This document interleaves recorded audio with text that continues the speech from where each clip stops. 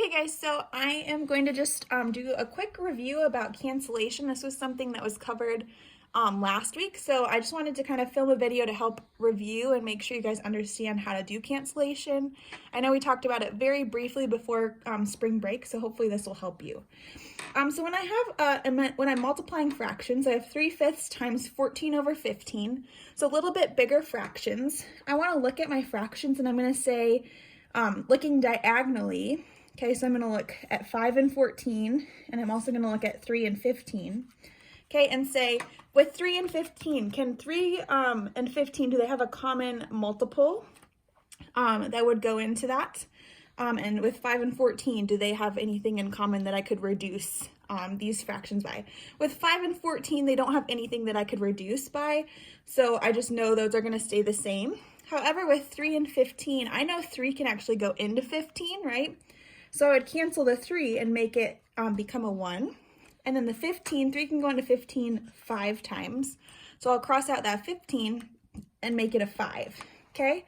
And then after I do cancellation, then I can just multiply like you normally do. Remember with fractions, we just multiply straight across. So I'm going to do 1 times 14 is going to be 14, okay? 5 times 5 is 25, so I have 14 over 25. And then remember, when you do get your answer, you want to make sure you check that it doesn't need to be reduced at all. Okay, this is not an improper fraction, and they don't have any common factors, so that's as most as it can be reduced. So 14/25 would be my answer. Okay, let me do one more example for you guys just to give you a few different examples. So we're also going to do 7/9